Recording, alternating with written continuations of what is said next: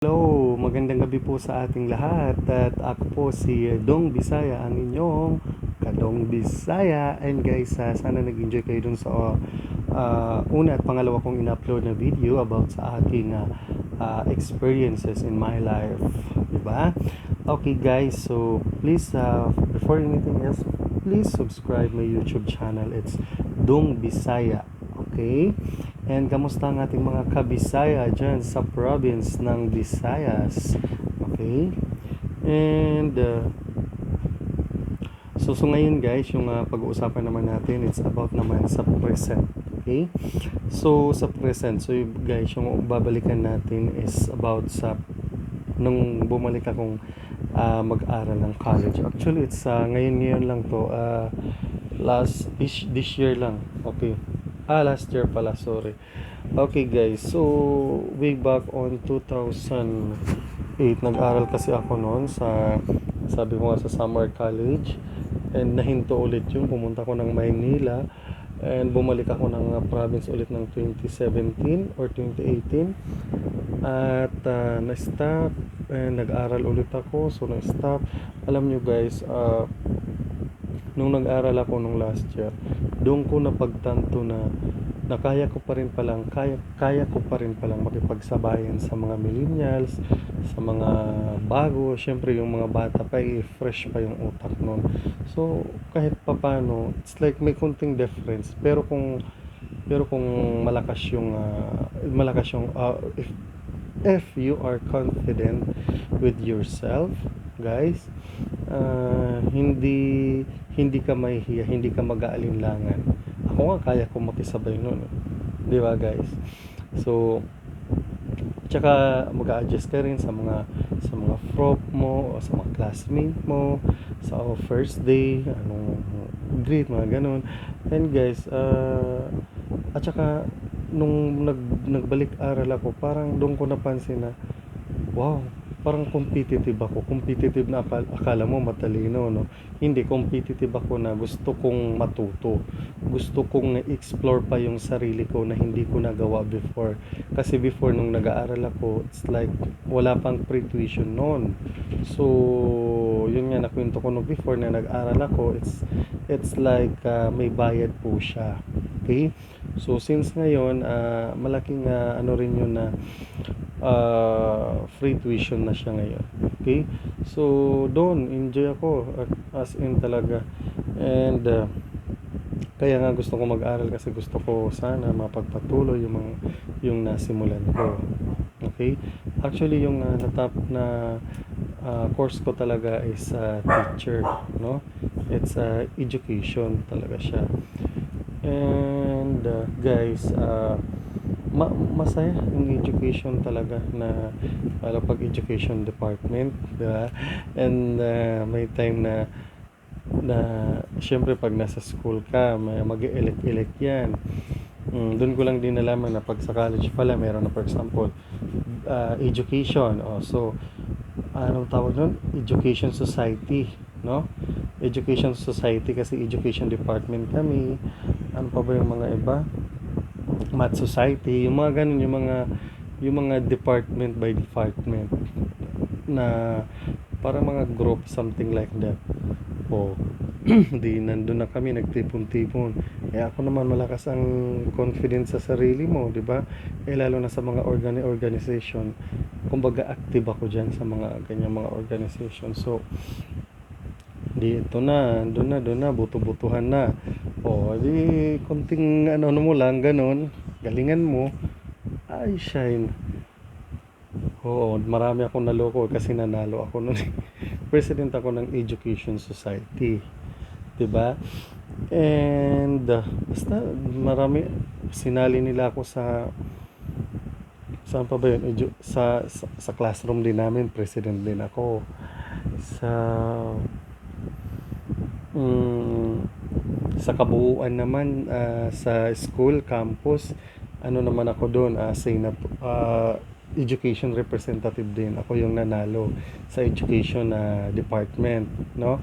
Kasama doon yung mga may major in Filipino, major in mathematics, And nung nag-meeting naman kami ng kabuuan, kasi sa summer, meron kasi yung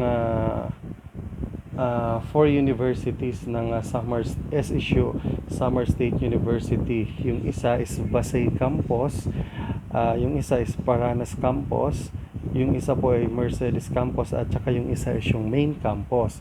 So in four university, so nag-meeting kami niyan. Nailik ako doon as treasurer ng pangkalahatan, no? Biruin mo na ano pa ako doon. So, kumbaga, wag kang mapanghinaan. It doesn't matter na yung gap nung mga ka-classmate mo ay mapanghihinaan ka na. Hindi dapat. Confident ka talaga. Okay?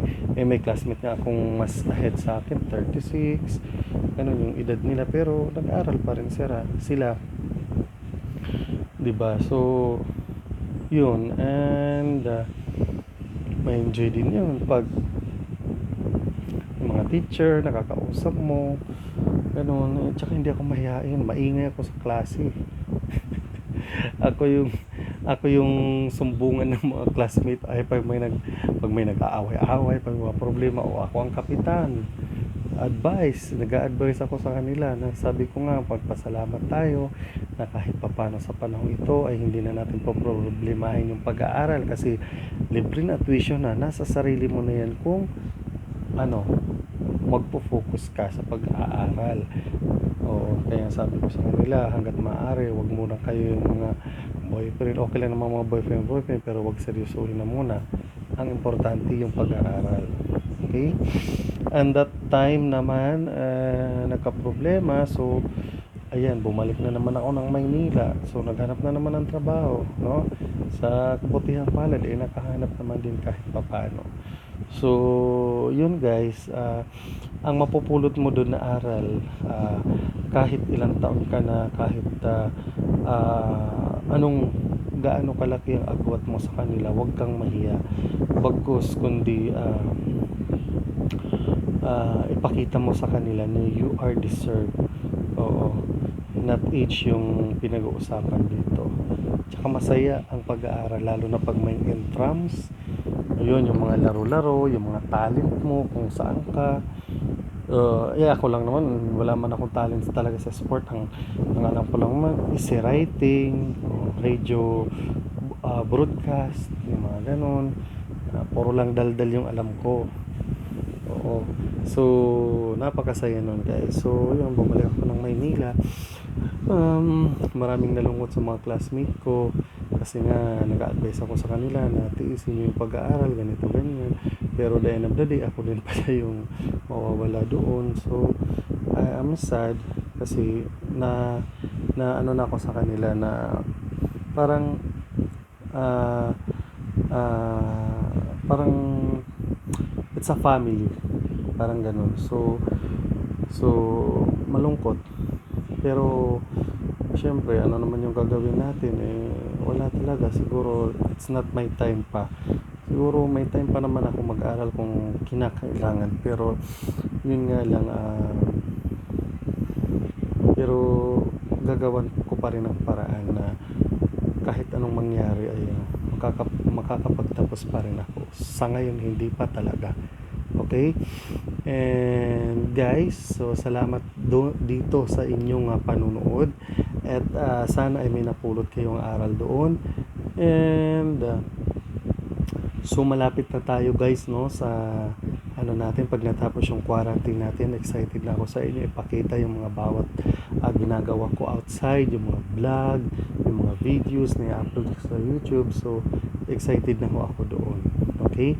At sana tayong lahat, uulitin ko, keep safe to everyone. Sumunod po tayo sa sinasabi ng government, sa mga LGU natin, at always mag-mask. At kung kinakailangan, stay at home, kasi yun yung mas malaking may ambag, mas malaking maitutulong natin. And when you go outside, isipin ang social distancing bago pumasok ng bahay. Kung kinakailangan dalawang tsinelas, iba yung pang-alis, iba yung sa taas or sa loob ng bahay. At saka lagi niyong iisipin na ang kalusugan ay napakahalaga sa sarili natin. And God bless sa ating lahat. Maraming salamat po. Bye bye.